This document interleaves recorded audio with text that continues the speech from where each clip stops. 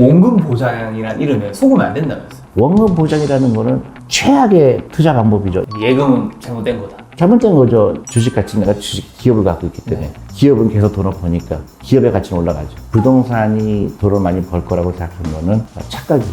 어느 전 세계 어디 가도 주식이 훨씬 많이 오르게 돼 있죠. 부동산 매매나 전세 말고 월세 사는 거.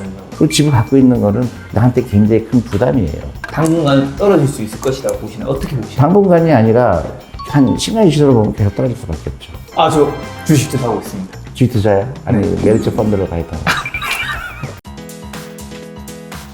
오늘의 주제는 부자의 투자편입니다. 함께 이야기 나누실 분을 소개하도록 하겠습니다. 안녕하세요. 안녕하세요. 안녕하세요. 야, 대표님 말씀하신 것 중에 또 궁금한 게 생겼는데 원금 보장이란 이름에 속으면 안 된다면서요. 사실 원금 보장은 너무 우리나라의 정서에서 되게 중요한 요소잖아요. 원금 보장이라는 거는 최악의 투자 방법이죠. 예를 들어서 그러면 제일 좋은 게 내가 돈이 생기면 원금 보장을 위해서 땅에 파묻는 게 제일 좋죠. 은행도 망하잖아요. IMF 때 은행 망했잖아요. 그리고 왜 은행에 넣어요? 땅에 묻지. 땅에 묻으면 뉴스 못 보셨어요. 다른 사람이 그걸 파가지고 같이. 그럼 뭐 더 깊은 데 묻어야지. 가장 잘못된 판단이죠. 왜? 그러면 그렇게 따지면 직장인들은 직장 나가면 안 되죠. 돈 벌어야죠. 리스크를 택한 거잖아요. 직장 나간다는 거는. 아침에 나가다가 차에 사고 나면 어떡할래요? 누가 개런티해요? 누가 나를 보장하죠? 내가 안전한 거를. 아무도 보장 안 하죠. 그렇죠. 좀 위험이 있죠. 그렇지만 회사 나가야죠. 돈을 벌기 위해서. 돈도 마찬가지죠. 은행에 넣는 순간 원금 보장은 되죠. 일을 안 해요. 20년 있다가 원금 되는 게 뭐가 중요하죠? 그러니까 원금 보장이라는 거는 처음부터 제일 바보 같은 혈세이죠. 예금은 잘못된 거다. 잘못된 거죠. 이 돈을 가지고 내일 생활비를 쓴다 그러면 당연히 있어야 되죠. 근데 그 위에 있는 거는 이해가 안 가죠.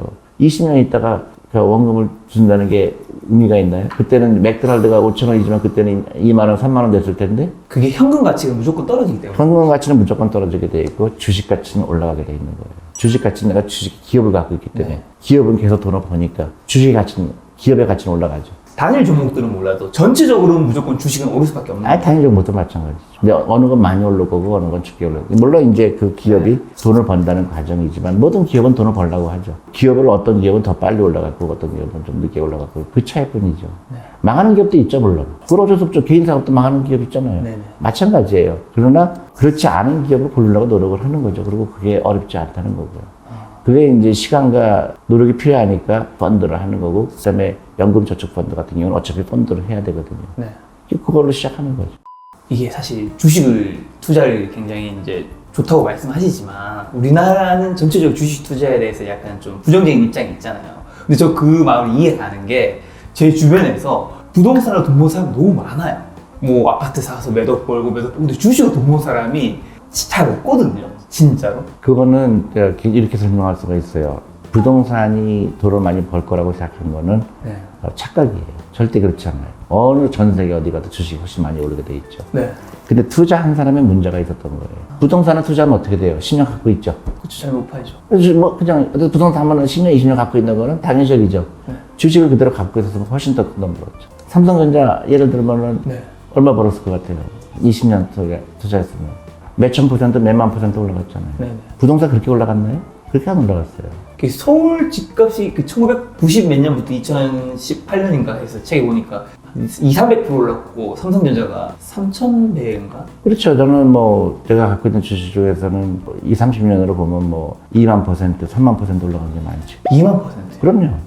시간을 두고 투자한다 그러면 주식이 훨씬 더 올라가게 돼 있죠. 그건 자본주의 기본 원리예요. 부동산은 일하는 돈이 아니에요. 부동산 50평짜리 30년 전에 샀는데 3,000평 되나요? 집값은 오르잖아요. 오르죠. 오르는 이유가 뭐예요? 월세가 올라가기 때문에 그런 거죠. 월세는 왜 올라가요? 인플레이션 때문에 올라가죠. 한계가 있다는 얘기죠. 그 다음에 거기에 내가 노동력이 얼마 들어가요? 세입자 구해야 되죠. 가구도 바꿔줘야 되지. 인테리어. 바꿔줘야 되지. 실제로 자기 노동력이 들어가는 돈이에요. 그러니까 그렇게 따지면 절대 훌륭한 투자 방법이 아니에요. 일본이 그래서 망한 거예요. 그럼 앞으로 어떻게 될 것인가? 지금 아파트 엄청나게 짓고 있잖아요. 지방에 또 엄청나게 짓고 있어요. 저거 다 빈집이라고 생각했을 거예요. 지금 일본 같은 경우는 200만 채가 지금 빈집이거든요. 200만 채요? 200만 채 빈집이에요. 그럴 수밖에 인구 구조가. 그리고 큰 아파트일수록 문제가 되겠죠. 옛날에는 온 가지 같이 살았지만 지금은 혼자 살잖아요. 하나 봐야 2~3명이잖아요. 그러면 내가 집을 살 이유는 난 없어요. 집값이 너무 비싸요. 월세가 제일 난데 사람들이 그 계산할 줄은 잘 몰라요. 내가 30억짜리 집에 있다 그러면 네, 30. 한 달에 렌트를 얼마 받아야 된다고 보세요? 월세요? 네. 뭐 2, 3천 받나요? 그 정도 받지 않으면 네. 수지가 안 나죠. 근데 한국에도 1,000만 원, 2,000만 원 내는 월세가 있어요? 없죠. 그러니까 월세가 난 거예요. 부동산 매매나 전세 말고 월세 살아야 된다고 그렇게 얘기하시죠? 뭐 항상 그런 건 아니지만 네네. 집값이 정말 폭락을 했다든가 그럴 네. 때는 월세가 난지 네. 저기 집을 사는 게 난지 네. 지금은 집을 살 이유가 전혀 없는 거예요. 그리고 일본처럼 된다고 가정하면 네. 인구가 줄어들고 그렇다 그러면 집값은 올라가기 쉽지 않죠. 그리고 집을 갖고 있는 거는 나한테 굉장히 큰 부담이에요. 대표님께서 바라보는 우리나라 부동산 집값의 전망은 좀 당분간 떨어질 수 있을 것이다 보시나요? 어떻게 보시나요? 당분간이 아니라 당분간 올라갈 수도 있고 여러 가지 있겠지만 한 10년, 20년으로 보면 계속 떨어질 수밖에 없죠. 왜냐면 우리 다음 세대가 네. 수요잖아요. 네네. 다음 세대가 될 텐데 그 사람들이 집을 살 수 있을 것 같아요? 아 근데 옛날에도 집값은 떨어진다 이렇게 전문가들 의견이 많았는데 계속 한 번씩 떨어져 결국 우상향해서 그거를 되게 안타까운 분들이 많았거든요. 아니, 저는 그렇게 보잖아요. 그게 굉장히 짧은 기간 얘기하는 거예요. 10년, 20년으로 보면. 네. 이제 일본을 보면 계속 떨어졌어요. 20년 전이 만약에 100이라면 지금 약 5, 60밖에 안 돼요.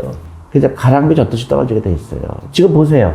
선거가 여론인데 보면 전부 상 같았다고 그러잖아요. 네네네. 유일하게 그것만 투자 대상으로 본 거예요. 근데 지금 보시면 굉장히 비어있죠. 네. 뭐 격리가 단길도 비어있다 그러지 뭐. 공실요금죠. 그럼요. 다 비어있게 돼 있는 거예요. 여러 가지 이유가 있죠. 하나는 이제 전부 쇼핑을 온라인으로 하는 것도 있고, 사무실도 이제는 집에서 재택근무 많이 하죠. 유튜버들 다 집에서 하잖아요. 세상이 변한 건데 생각을 옛날에서 벗어나지 못한 사람은 경제 때문에 경제 사고로 갖게 된 일본이 대표적인 나라인 거예요. 그래서 일본은 그런 새로운 기업이 나오고 그러는 게 없어요. 유일하게 일본에서 좀 저기 잘 된다는 게 손정희 씨가 하는 소프트뱅크잖아요. 한국 사람이잖아요. 그런 일본과 비슷한 모델로 가서 잘 된 나라는 없나요? 없죠. 아예 없어요 전 세계에? 없죠. 금융을 중요시하는 나라가 어떻게 잘 될 수가 있어요.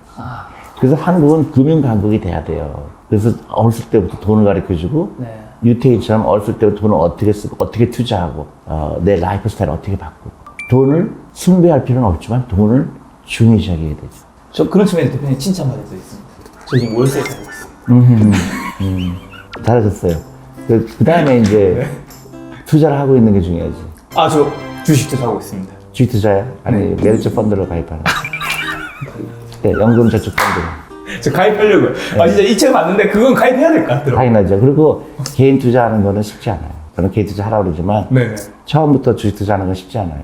왜냐면 훈련은 안 받았기 때문에 훈련이 돼야 돼요. 아 어떤? 그러니까 주식이 빠져도 잠을 잘 수 있어야 되고 폭락이 오더라도 내가 그 믿음이 있어야 되거든. 이 기업은 없어질 기업이 아니다. 네, 제가 그런 마음으로 투자하고 있는 게 카카오입니다. 카카오도 좋죠. 그래서 아이 주식 잘 안 봐요. 매년 저는 근데 카카오 하나만 갖고 있는 건 위험하죠. 그렇지 다른 것도 가지고 있는. 그러니까 분산 투자해야 되는 거죠. 그 분산 투자하는 방법 중에 하나가 펀드를 하는 거고 연금저축 펀드 같은 경우는. 근데 그거를 맥시멈으로 채우는 게 좋죠.